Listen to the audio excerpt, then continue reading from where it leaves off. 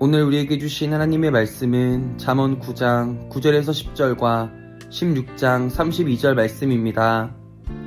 지혜 있는 자에게 교훈을 더하라. 그가 더욱 지혜로워질 것이요 의로운 사람을 가르치라. 그의 학식이 더하리라. 여호와를 경외하는 것이 지혜의 근본이요 거룩하신 자를 아는 것이 명철이니라. 노하기를 더디하는 자는 용사보다 낫고 자기의 마음을 다스리는 자는 성을 빼앗는 자보다 나으니라. 오늘 이 말씀에 많은 은혜 받으시기 바랍니다. 어제 저는 우리 주제를 다루면서 세상을 살아가는 방식이 누구에게나 있는데 사람은 자기의 방식이 혹 좋은 결과를 가져오면 우리가 흔히 얘기하는 대로 자기 분야에서 성공한 사람이 되면 자기 방식을 얘기합니다. 어디 가든지 즐겨 얘기하고 세미나에 나가서 얘기하기도 하고 크게 성공하면 여기저기 불려다녀서 컨퍼런스에 유명한 강사가 되기도 합니다. 저는 십자가부터 시작해서 하나님의 방식에 대해서 나누었습니다. 이 땅을 살아가는 많은 사람들이 누구나 자기가 지고 가는 십자가가 있다고 얘기합니다. 어떤 사람에겐 자녀가 일 것이고 어떤 사람에겐 남편이나 아내가 될 것이고 어떤 사람에겐 부모가 될 수도 있고 어떤 사람에게 친구가 될 수 있습니다. 이 사람이 내 십자가야. 이렇게 얘기하죠. 근데 그렇게 얘기하는 사람이 100이면 다 100? 이런 질문에 어떻게 대답할까요? 당신에게 십자가는 사랑입니까? 아니면 고통입니까? 이렇게 얘기하는 사람, 이렇게 생각하는 사람은 십자가가 고통이라고 생각하게 될 것입니다. 저는 십자가가 고통이라고 생각하는 것은 그리스도인으로서는 또 특별히 제대로 믿기를 원하는 그리스도인으로서는 치명적인 약점이 될 것이라고 말씀을 드렸습니다. 십자가가 사랑의 표현, 하나님 아버지께서 선택하신 우리 한 사람 한 사람을 사랑하는 귀한 손길인 것을 체험치 못한 자는 십자가가 영원히 고통으로 생각될 것입니다. 이런 사람은 하던 일이 잘 안 되어 길이 막히고 새로 시도하려는 일이 잘 안 되어 길이 막힐 때마다 주저앉게 될 것이고 눈물을 흘리게 될 것이고 포기하게 될 것입니다. 여러분, 우리가 걸어가는 인생의 길은 그런 길이 아닙니다. 하는 일마다 잘 안 되고 또 부부간의 관계가 깨어져서 가정이 깨어지고 자녀들이 등을 돌리고 하는 어려움을 겪은 한 사람이 아주 가깝게 지내는 형처럼 지내는 직장의 형에게 상담을 했습니다. 상담을 계속했는데 어느 잡지사에 근무하던 두 사람이었는데 형처럼 지내는 사람이 이 상담하는 사람을 이렇게 위로했다고 그럽니다. 이름을 불러가면서 동생, 이제는 실뭉치가 풀리는 일만 남을 거야. 너무 힘들어하지 마. 짧은 이야기를 듣고 그가 집으로 돌아오는 전철 안에서 속이 뻥 뚫리는 어떤 종교적인 체험을 하게 되었습니다. 여러분, 실뭉치를 아시죠?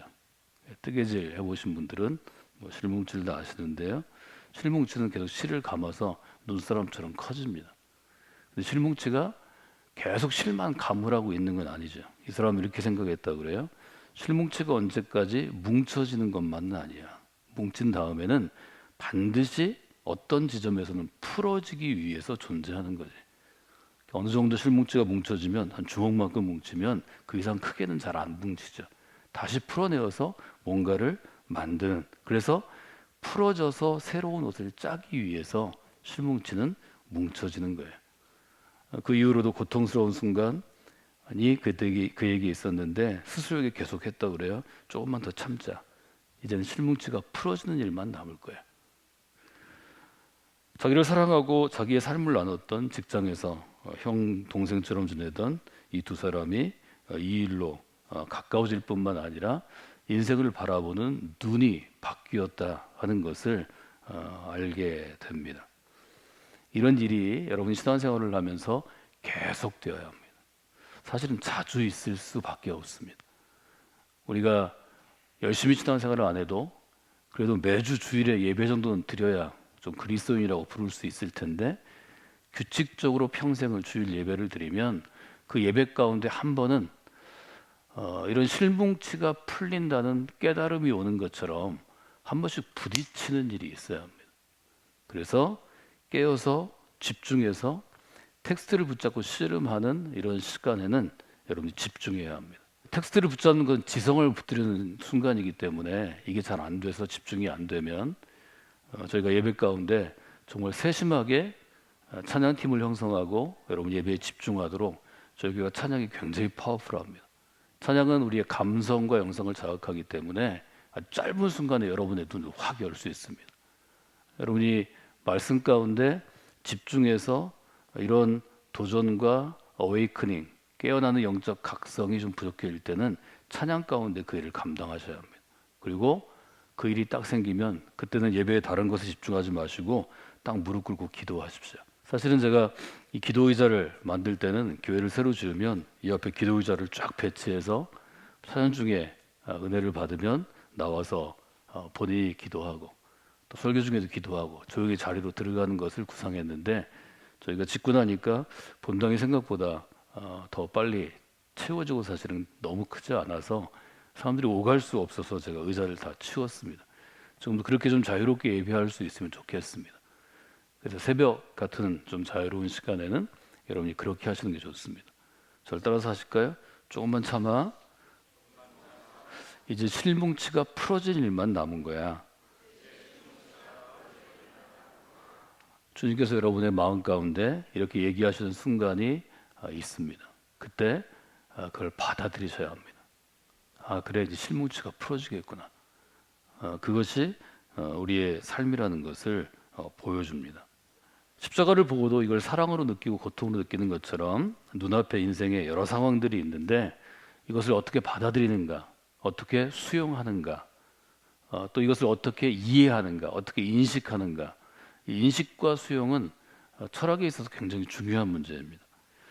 눈앞의 상황을 어떻게 바라보는가에 따라서 비슷한 상황이고 비슷한 능력을 지니고 있고 이런 사람들의 인생이 결과가 달라집니다.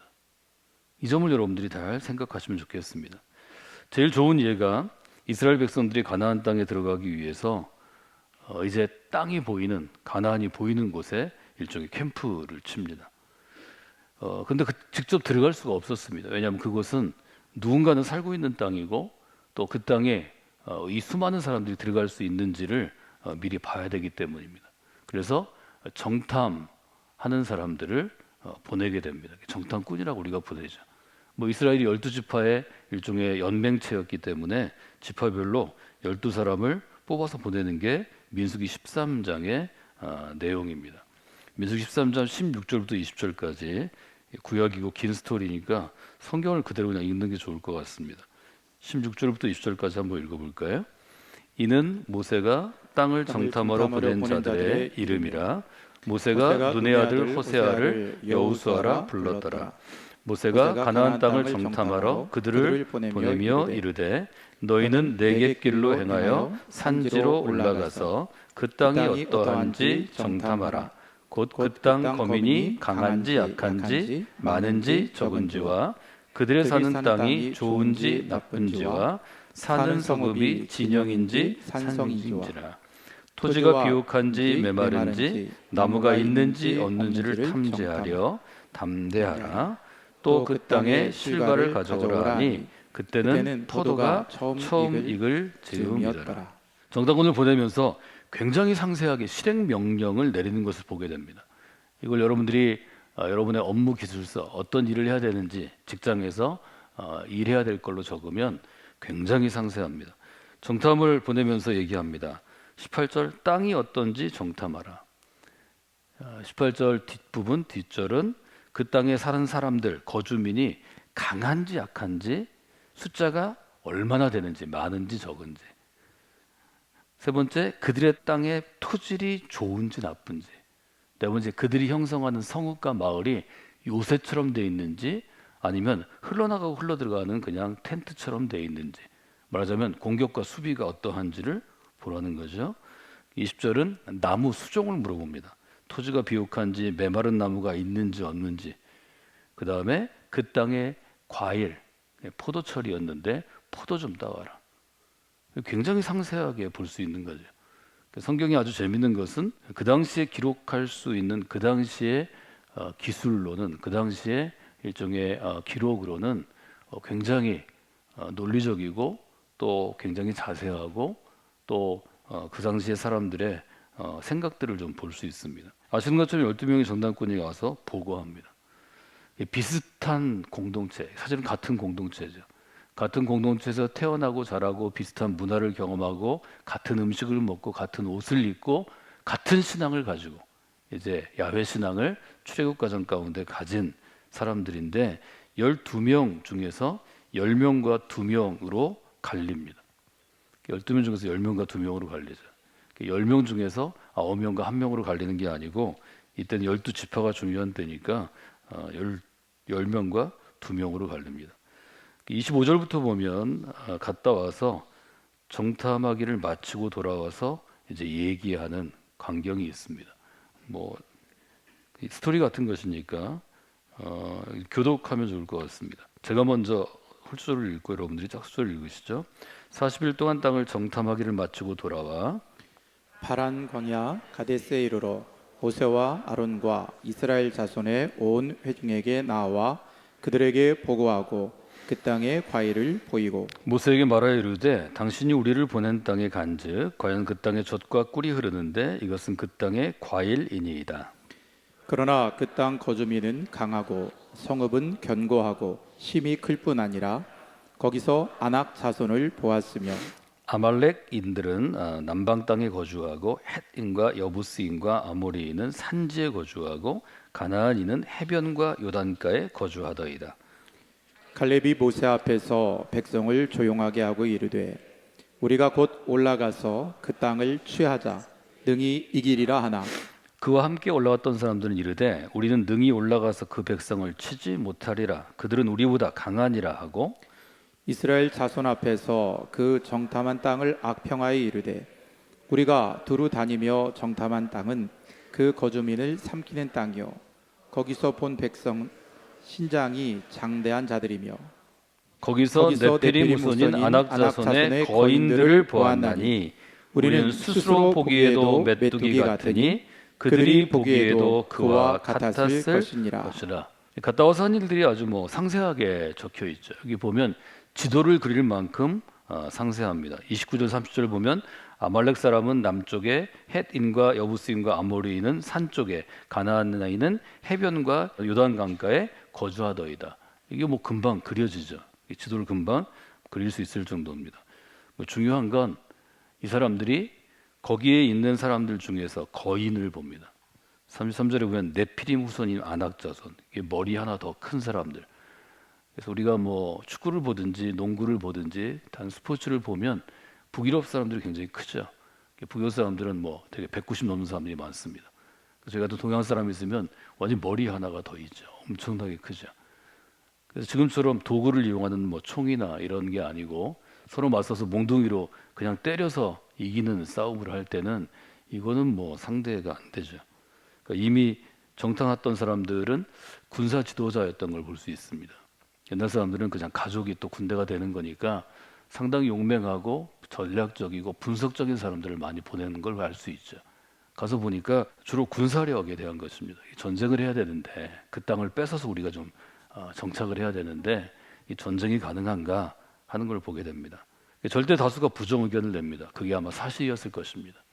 젖과 꿀이 흐르는 땅, 좋은 땅에 사람이 살지 않을 리가 없죠. 이미 살고 있었을 것입니다. 아니 그걸 잘 알고 있었을 것입니다.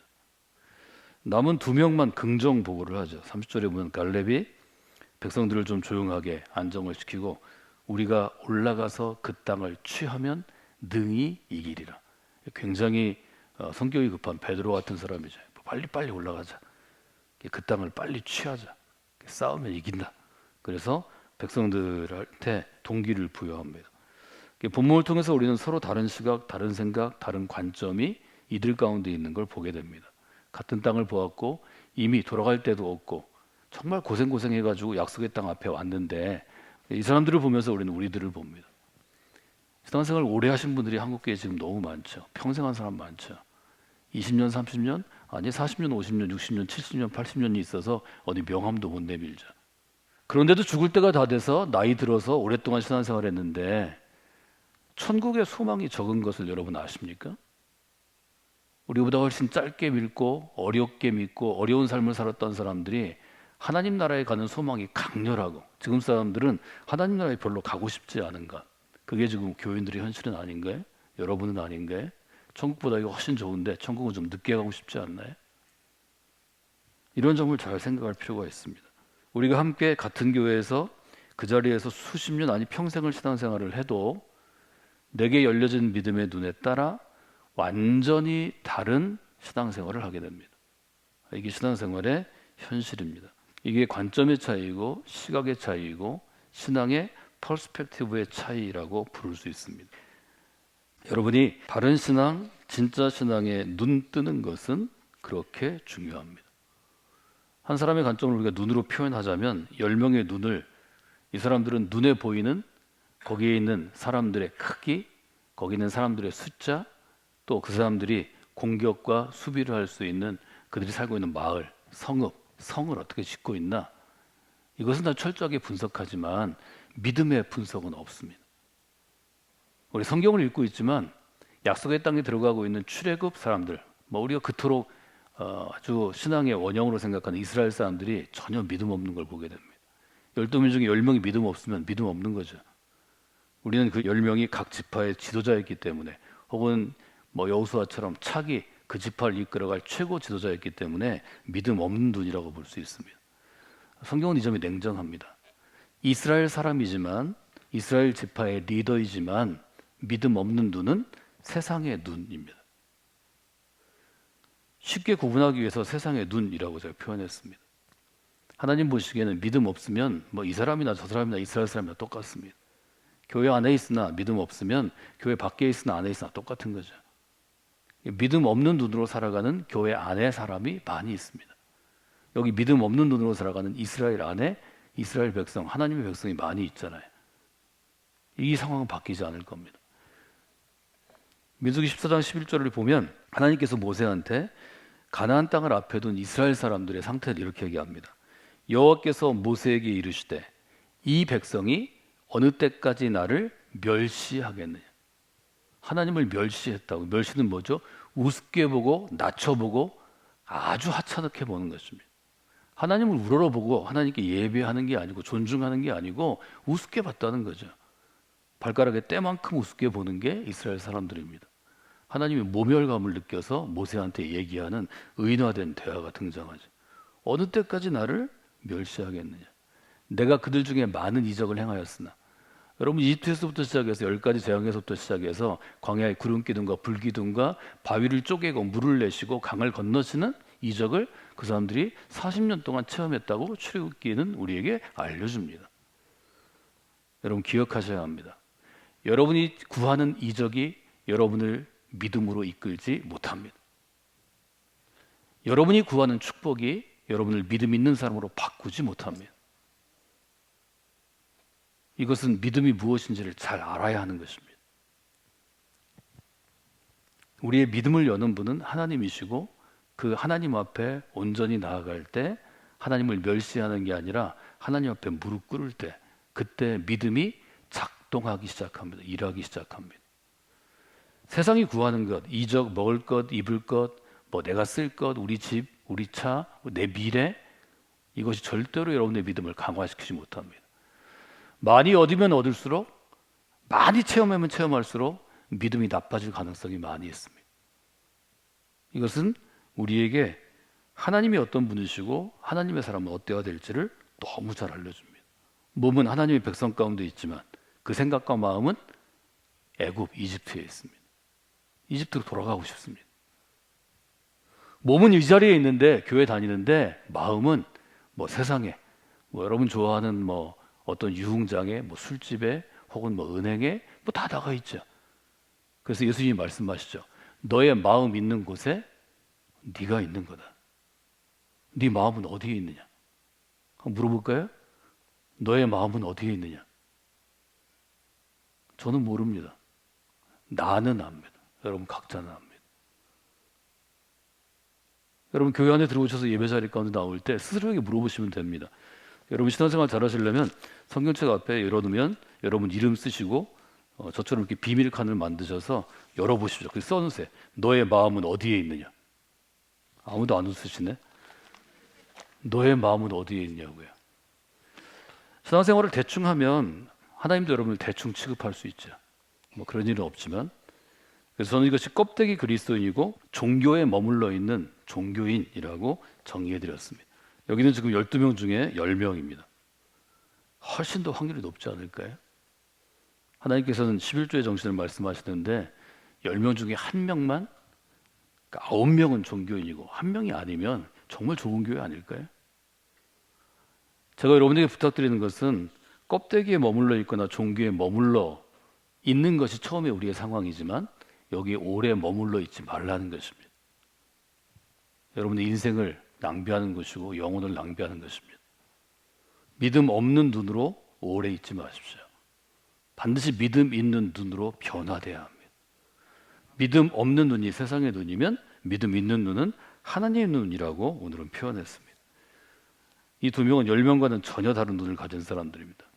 10명이 절망할 때, 포기하자고 그럴 때 해볼만 합니다. 한번 해봅시다. 여기까지 왔는데 하나님이 우리 여기까지 인도하셨는데 그냥 인도하셨겠어요? 우리가 이런 이적들을 체험했는데 하나님이 여기 또 다른 것을 만들어 두셨겠죠. 그래서 여호수아가 요단강을 건너갈 때 첫 번째 싸움은 여리고 싸움이었습니다. 잔뜩 칼도 만들고 창도 만들고 방패도 만들고 안에 갑옷도 있고 갑옷 속에다가 지푸라기도 넣었는데 안 죽으려고 전혀 칼과 창으로 싸우지 않았습니다. 왜 그 일이 있었을까? 기적을 일으키기 위해서가 아닙니다. 이 싸움은 너희들이 하는 게 아니고 하나님께 속하였다는 것을 분명히 보여주십니다. 이것은 중요한 것입니다. 할 수 있으면 믿음 있는 눈을 가져라 이렇게 얘기하는 것은 쉬울 것 같습니다. 근데 이게 쉽지 않은 게 또 문제입니다. 좀 열심히 신앙생활 해보려고 그러는데 다 잘 안 된다는 거죠. 되는 사람도 있지만 안 되는 사람도 있다는 거죠. 무엇이 두 명에게 믿음의 눈을 갖게 했을까? 이걸 여러분들이 한번 생각을 잘 해보시면 좋을 것 같습니다. 정리하면 믿음이란 어떤 것인가요? 하나님의 눈으로 모든 것을 보게 되는 것입니다. 여러분이 이 믿음의 눈을 갖는 새해가 되시기를 원합니다. 하나님의 눈으로 보게 되는 것입니다. 모든 사람은 나의 눈으로 정보를 얻고 판단합니다. 근데 하나님께서 눈을 뜨라고 말씀하십니다. 사도행전의 첫 번째 기적, 베드로와 야고보와 요한이 갈 때 성전 미문 앞에 있는 그 사람을 향하여 얘기하죠. 일어나서 걸어야 돼. 에바다 하시면서 진흙을 기어 눈에 바르시고 눈을 떠야 돼. 이것이 예수님께서 우리에게 알려주시는 것입니다. 믿음의 눈이 열려야 알맹이 그리스도인, 진짜 그리스도인으로 걸어가는 길들이 열려집니다. 여러분 자녀를 위해서 기도합니다. 우리가 있는 곳이 학군이 좋은 곳이니까 아이들의 대학교, 진학, 아이들의 직업, 아이들의 결혼 다 중요하죠. 정말 중요한 건 하나님 이 아이가 정말 가장 어린 시절에 믿음의 눈이 열리기를 원합니다. 이 기도를 여러분 제일 첫머리에 듣는 믿음 있는 부모가 되시면 좋겠습니다. 믿음의 눈이 열리면 어떤 학교를 가든 어떤 전공을 하든 어떤 직업을 갖든 껍데기 그리스도인이 아니라 알맹이 그리스도로 살아가는 좋은 선물을 하시는 것입니다. 이건 최고의 선물이 될 것입니다. 저는 여러분에게 그 점을 계속해서 호소하고 있습니다. 여러분의 믿음이 여러분의 삶에서 어느 정도의 비중이 있고 어느 정도의 역할을 하고 있냐에 따라서 이 기도가 점점 신실해지리라 이렇게 생각합니다. 믿음 없는 눈을 가진 사람의 특징이 여기 나타나 있는데요. 그 중에 여러 가지 지금 할 수가 없으니까 두 가지 정도는 기억하시면 좋겠습니다. 믿음의 공동체 안에 있으나, 이스라엘 안에 있으나 믿음 없는 사람들의 특징입니다. 우리에게 적용하면 교회 안에 있으나, 교회 다니는데 믿음 없는 사람들의 특징입니다. 첫 번째 32절 이렇게 되어 있습니다. 이스라엘 자손 앞에서 그 정탐한 탕을 악평하여 이르되, 악평하여 뭘 얘기합니다? 악하게 평하는 것입니다. 쉽게 얘기하면 부정적으로 이야기하는 것입니다. 거기 사람 살만한 건 못 됩니다. 거기가 물이 죽습니다. 절대 안 됩니다. 빨리 짐 싸가지고 도망가야 합니다. 유난히 부정적인 면들을 강조하는 사람들이 많이 있습니다. 여러분 그 사람이 믿음 없는 눈으로 세상을 보기 때문에 상황을 보기 때문에 교회를 보기 때문에 악평한다고 생각하면 그 사람을 피하시는 게 좋습니다. 여러분의 영혼을 눈멀게 하고 망하게 할 것입니다. 이 점을 중시하셔야 합니다. 악평하는 사람들의 특징은 뭐냐면 말을 잘하고 과장되게 표현합니다. 별일 아닌데 지나가면 되는데 아우 이게 큰일 났어. 다음 주에 문 닫게 생겼다 야. 그럴 일 없습니다. 네가 문 닫지 우리는 문 안 닫습니다. 여러분 악평하는 사람들이 과장한 건 뭐죠? 자기에 동조하는 사람을 만들고자 하는 것입니다. 이것이 악한 사람들이 일하는 방법이고 하나님에 대적하는 사람들이 잘못 타락하게 되면 이런 일들이 생깁니다. 이 공동체 안에 지금 악평하는 사람들과 과장하여 퍼뜨리는 사람이 있다는 것은 여러분들이 기억하시면 좋을 것 같습니다. 오늘 우리가 기억해야 될 것은 믿음의 눈으로 있는 사람들이 어떻게 살아가는가 하는 것입니다. 14장 24절을 보면 이렇게 되어 있습니다. 그러나 내 종 갈렙은 그 마음이 그들과 달라서 나를 온전히 따랐은즉 그가 갔던 땅으로 내가 그를 인도하여 드리리니 그의 자손이 그 땅을 차지하리라. 이 구절은 잘 기억하시면 좋겠습니다. 갈렙의 특징은 어떤 것인가 하면 그 마음이 그들과 다르다 하는 것입니다. 믿음 없는 눈으로 보는 사람과 마음이 다르다 이렇게 표현합니다. 조금 더 과정을 우리가 뛰어넘어서 정의하자면 이렇게 쓰면 좋을 것 같습니다. 다르게 살기로 결심한 사람. 두 명의 정탐꾼 중에서 갈렙을 표현한 것인데요. 믿음의 눈으로 사는 진짜 그리스도인은 어떤 사람인가 하면 다르게 살기로 결심한 사람입니다. 이 결심이 새해 새벽기도회하는 오늘 여러분의 기도의 제목이 되기를 원합니다. 하나님 새롭게 주시는 새해 제가 다르게 살기로 결심하겠습니다. 이 새해 제가 다르게 살기로 결심하는 그리스도인으로 살겠습니다. 하나님께서 여러분의 삶이 다르게 살도록 인도해 주실 것입니다. 좀 다르게 사시기를 바랍니다. 두 번째로 여러분이 기억할 기도의 제목은 민수기 32장 10절에 보면 그들이 온전히 하나님께 순종하였더라 이렇게 되어 있습니다. 하나님께 온전히 순종한 사람으로 사시면 좋겠습니다. 하나는 다르게 사는 사람, 하나는 하나님을 온전히 따르는 사람. 제가 그렇게 했다가 성경 그대로 좀 바꿨는데요. 하나님을 온전히 따르는 사람으로 사셨으면 좋겠습니다. 이 두 가지는 너무 중요한 일입니다. 이것이 새해 좋은 기도 제목이 되리라 저는 생각합니다. 이 한 주 동안 새벽 기도회 가운데 나오신 여러분이 이 시간 우리가 기도할 때 하나님 이 새해가 시작되었습니다. 제가 기도로 새해의 문을 열었습니다. 2024년 한 해 동안 제가 다르게 사는 사람이 되게 하여 주시옵소서. 하나님께 온전히 따라가는 하나님의 인도하심과 하나님의 말씀과 하나님의 지시하심과 하나님의 함께하심이 있는 하나님께 온전히 순종한 사람이 되기를 원합니다.